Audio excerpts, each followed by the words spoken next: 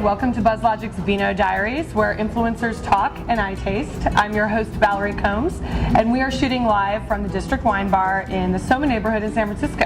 And today, very excited to welcome our guest, Paine. She's a serial entrepreneur, blogger, author, and founder. You want to go to if you want to track the effectiveness or impact of any PR marketing campaign. She's the one who knows the answers. So welcome, Katie. Thank you. And before we get started, we are tasting in celebration of the first female to ever come to the Vino Diaries. We're doing something a little different, a little cava. I probably said that wrong. Let's give it a taste. This is Rovento Zi Blanc, and this is a blend of multiple grapes. So it's a little bit different than your traditional Prosecco. I could be just making that up, but I think that's true. Trust. Very refreshing. Very nice. Are you a champagne lover? I am. Not that this is champagne, but... Yes, but they don't call me Champagne Paine for nothing. Awesome. Well, I wanted to just start maybe to have you talk a little bit about sort of the conundrum around measurement, maybe around PR in general, and then let's talk a little bit about how that's changing with the advent of social media.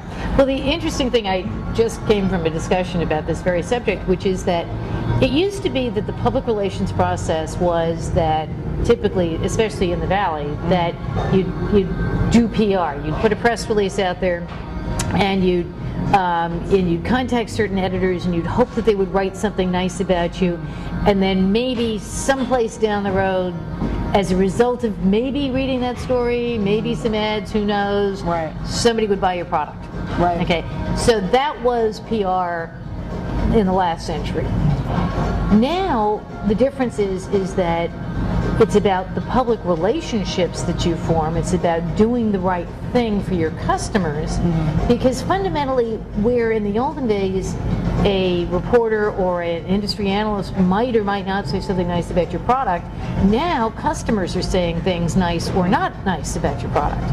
And it's all about what the customers are saying and what not necessarily the analysts and the journalists are saying, but what the market is saying about you, which means that you have to be developing relationships, not necessarily with reporters, not necessarily with analysts, but with your customers and with the marketplace. And you have to have the credibility within your organization to make your organization do the right thing and have the right relationships so that customers will say the right things about you. So it's much more about measuring relationships and much more about measuring the conversation and the degree to which you are engaging customers, rather than the old business of, by influencing this reporter, I reach this many eyeballs. Right, interesting. So then, how are things like Facebook, for example, sort of impacting and even changing that landscape even more? It's huge. It's huge because, first of all, you've got whatever it is now, 80 million people on Facebook. And Facebook and Twitter and places like that, I likened it to it's like my living room. I have a big living room in New Hampshire to which I invite a lot of people all the time. And that's the big marketplace of ideas that is Facebook and Twitter and to a certain extent MySpace and all these other social networks. What happens is that some of those people talk about things that you don't necessarily want to talk about, and who cares? Some people arrive, and especially if, say, I have a political event, right? So some people will arrive and hear a message and go out and vote for the candidate.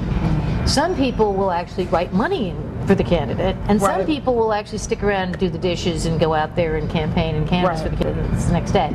What this new marketplace is all about is getting to those people who are going to stay, give money, do the dishes, and go out and canvass the next day. Right. So it's reaching those people that are already engaged, they're already there because they like Facebook or they like Twitter or whatever, but now you've got to get them onto your side and onto your campaign. Right, but then, I'm thinking about it from a client's point of view. Before I, allocate budget to any of these new sort of resources, what can I expect? What does that tangible return on investment look like? Well, that's the interesting thing. It used to be that ROI was measured in how much money you put out there and how many eyeballs you saw. Right. Now it's whether in fact people are clicking through, whether they're coming back again and again, are they subscribing, are they downloading white papers, are they giving you money? I mean, for Facebook, they're measuring, PR in terms of did it contribute to new users and more engaged users. For the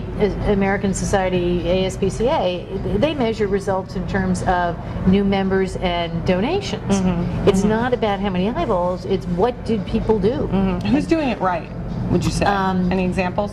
Yeah, I mean, I would say that Facebook is doing it right to a certain extent. I would certainly say that a lot of the nonprofits are doing it right because they do have that tangible connection to their website stuff. Abson is looking at not just PR but also the influence of PR on their on sales. Hewlett Packard is doing a good job of listening to customers. I know from personal experience that they listen very carefully. So yeah, I mean, I would say Microsoft is also doing a pretty good job in terms. So that's encouraging. A lot of the big sort of household name brands are. Procter & Gamble is looking at not eyeballs, but the impact that those eyeballs are having on actual purchase. What about the political candidates? Because I know that's something that you guys have been watching. How social media is embracing those guys. We measure engagement on YouTube based on not just do people download the videos, but are they engaged enough to pass them along, to rate them, to comment on them. And when you look at that, yes, Ron Paul did the best because he's got that army of engaged people out there. But it's very interesting because Barack Obama early on was very, very strong in social media, both on MySpace and in Facebook. And when you see, and everybody said, oh, well, those people don't vote. Well, yes, in fact, they do. They've been coming out. That's been the strength of his constituency, has been the youth. And what's been happening is again, the measure of success is not, do they vote for him on Facebook? That's nice, but they're actually going out and voting for him in real life. Right. Well, and that's the name of the game. I mean, that's something the whole thing. Bill Tancer, in an earlier episode, we were talking about that. Do those social media efforts to putting money and time and dollars, does that result in actual votes? Yes, and the other piece of the measurement thing too is that you also have to remember that you can't divide by zero.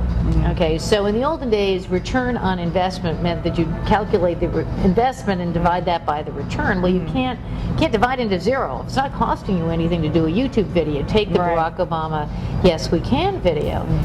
I think it was, last time I checked, 30 million people had seen that video, and it cost the Obama campaign Zippo. Right. Hillary Clinton spends $1 million on a Hallmark special to do the town meeting thing. 250,000 people. Well, take $1 million divided by 250,000. Yeah, the return's a little bit different. Interesting. Two very different kinds of approaches. So you have to look at the cost of things as well, and so much of the social media stuff is free. Right. Excellent points. Well, thank you so much, Katie, for taking the time to sit with me. This is Valerie Combs, another episode of Vino Diaries. See you later. Cheers. Cheers. Thank you very much.